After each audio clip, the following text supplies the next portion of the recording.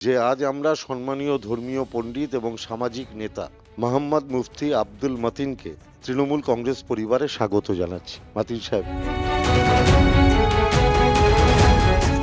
আজ মুফতি আব্দুল মতিন সাহেব আমাদের সাথে আনুষ্ঠানিকভাবে যোগদান করায় এবং তৃণমূল স্তরের সংযোগ বাড়াতে আমাদের যে প্রচেষ্টা সেটা আরো শক্তিশালী হবে। মতিন সাহেবকে আমাদের সাদর আহ্বান এবং আমন্ত্রণ। মমতা ব্যানার্জির যে লড়াই, আমি সেই লড়াইটাকে স্বাগত জানিয়ে আমার এই জায়গায় আসা, মমতা ব্যানার্জির এই লড়াইকে স্বাগত জানিয়ে আমার জীবনের মাঝ বয়স পেরিয়েও আজকে এই জায়গায় আমাকে এখানে আসতে হলো। পশ্চিমবাংলা এমনই একটা রাজ্য যেখানে মসজিদ থাকবে, তারই পাশে মন্দির, তার পাশে গির্জা, সবাই সবার মতো যে যার ধর্ম পালন করবে। মমতা ব্যানার্জির সবাইকে সঙ্গে নিয়ে চলবার যে মানসিকতা, কাউকে অচ্ছুত না ভেবে, তো আলহামদুলিল্লাহ আমরা এটাকে অত্যন্ত ভালোভাবে গ্রহণ করি। ধন্যবাদ আমার অত্যন্ত শ্রদ্ধাভাজন পার্থ ভৌমিকজি এবং চন্দ্রিমা ভট্টাচার্যজি এবং বিভিন্ন মিডিয়ার সম্মানিত সাংবাদিক মণ্ডলী। আজকে আমার সম্পর্কে পার্থদা যতটুকু বলেছেন বাস, আমি বিরাট কিছু নই, তবে আমার শিক্ষাগত পড়াশুনো করতে করতে আমি এই জগৎ থেকেই কাজটাকে একটু ভালোবাসতাম বলে সেবা শিক্ষা এই নিয়ে আমি কাজের জগতে ঢুকে যাই। এক্ষুনি আমার অনেকগুলো প্রতিষ্ঠান, প্রায় ৮০টির অধিক, তার ভেতরে 18টা আছে গার্লস ক্যাম্পাস। চন্দ্রিমাদি যেখানে আছেন, প্রায় আমাদের ছাত্রী সংখ্যা আছে ৬,০০০-এর অধিক। আর ভিলেজ প্রজেক্টে আমরা শিশুরা যাতে ড্রপ আউট না হয়, ৩ বছর থেকেই সব বাচ্চা যাতে আইসিডিএস প্রাইমারি স্কুলে পড়াশুনো করে, তার জন্য আমরা যে চেষ্টাটা চালাই, সেখানে আছে ৩২৬টির মতো ভিলেজ প্রজেক্টের স্কুল, এবং এখানে আর সব মিলিয়ে প্রায় ৩৫,০০০ স্টুডেন্ট নিয়ে আমার পরিবার, এবং সেই সঙ্গে সঙ্গে ৬টা থেকে ৭টা সমাজ উন্নয়নের বিভিন্ন সংগঠন, তার মাদার কমিটি হলো অল ইন্ডিয়া সুন্নাতুল জামাত, এবং আমাদের সবচেয়ে বড় আবাসিক প্রতিষ্ঠান সেটা হলো জামিয়া রহমানিয়া, এবং মেয়েদেরও আবাসিক প্রতিষ্ঠান অনেকগুলো রয়েছে। এই নিয়ে আমি বেঁচে থাকি, এবং বিভিন্ন সময় বিপর্যয়, খরা বা বিভিন্ন ক্ষেত্রে লকডাউনের ক্ষেত্রে প্রায় ৪৯টা লঙ্গরখানা চালিয়েছিলাম ৪৯টা গ্রামে একাধারে প্রায় ২ মাস।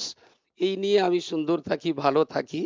তবে তার মাঝখানে আজকের দিনে যেটা অত্যন্ত গুরুত্বপূর্ণ হয়ে দাঁড়িয়েছে, আজকে কোনো রাজনৈতিক সমস্যা সমাধানের জন্য এটাই বড় কথা নয়, বরং বাংলা আজকে একটা বিরাট হুমকির মুখী।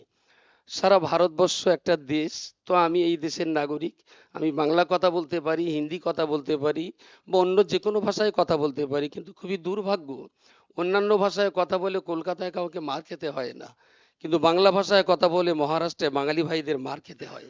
আজকে বাংলা ভাষার সমস্যা, বাঙালি জাতির সমস্যা, বাংলাটাকে একটা কলঙ্কিত করার জন্যে বিভিন্ন উগ্র সাম্প্রদায়িক শক্তি, এবং তারা বিভাজন, হিন্দু মুসলমান শিখ ইসাই বিভিন্ন ধর্মের মাঝখানে বিভাজন সৃষ্টি করে যে অস্থির পরিস্থিতি তৈরি করছে, এই পরিস্থিতির মোকাবেলায় মমতা ব্যানার্জির সবাইকে সঙ্গে নিয়ে চলবার যে মানসিকতা, কাউকে অচ্ছুত না ভেবে, আজকে এই আমার পাশেই বসে আছেন দিদি, সাঁওতাল মহিলা, তিনি তো আলহামদুলিল্লাহ আমরা এটাকে অত্যন্ত ভালোভাবে গ্রহণ করি।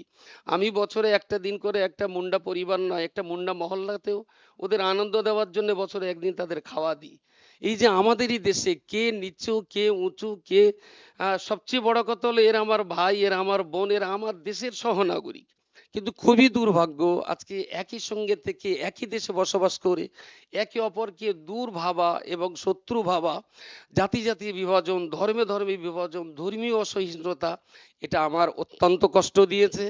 তাই দেশ যাতে একসঙ্গে থাকে, বাংলা যাতে আমরা ঐক্যবদ্ধভাবে থাকি, বাংলার শতাব্দী প্রাচীন সেই ঐতিহ্য, সেই সম্প্রীতি, সেই প্রেম ভালোবাসা নিয়ে যাতে আমরা বাঁচতে পারি।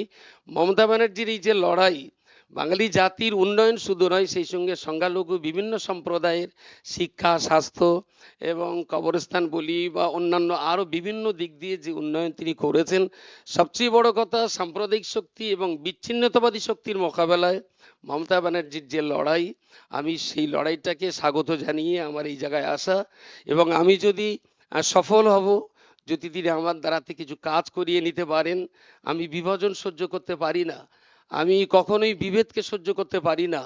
পশ্চিমবাংলা এমনই একটা রাজ্য যেখানে মসজিদ থাকবে, তারই পাশে মন্দির, তার পাশে গির্জা, সবাই সবার মতো যে যার ধর্ম পালন করবে, কেউ কারো ধর্মকে অবজ্ঞা করবে না, সবাই সবার ধর্মকে শ্রদ্ধা করবে। এইভাবেই এই বাংলাটা থাকুক, সারা ভারতবর্ষের ভিতরে বাংলা মাথা উঁচু করে দাঁড়াক। তাই বাংলার সম্প্রীতি, বাংলার সাহিত্য, বাংলার কৃষ্টি কালচার যাতে ভারতবর্ষের কোথাও অপমানিত না হয়, সারা বিশ্বের বুকে বাংলাকে আমরা মাথা উঁচু করে দাঁড় করাতে পারি। মমতা ব্যানার্জির এই লড়াইকে স্বাগত জানিয়ে আমার জীবনের মাঝ বয়স পেরিয়েও আজকে এই জায়গায় আমাকে এখানে আসতে হলো, কারণ দেশের বিবাদ বিসম্বাদ বিভাজন যে কঠিন জায়গায় পৌঁছে গেছে, এর বিরুদ্ধে যদি আমরা লড়াই করতে না পারি, তাহলে আমার মনে হয়েছে দেশের প্রতি যে দায়িত্ব আমার ছিল সেই দায়িত্ব পালন করা হবে না। তো তারা যদি আমার দ্বারাতে কিছু কাজ করিয়ে নিতে পারেন তাহলে আমি সার্থক হব।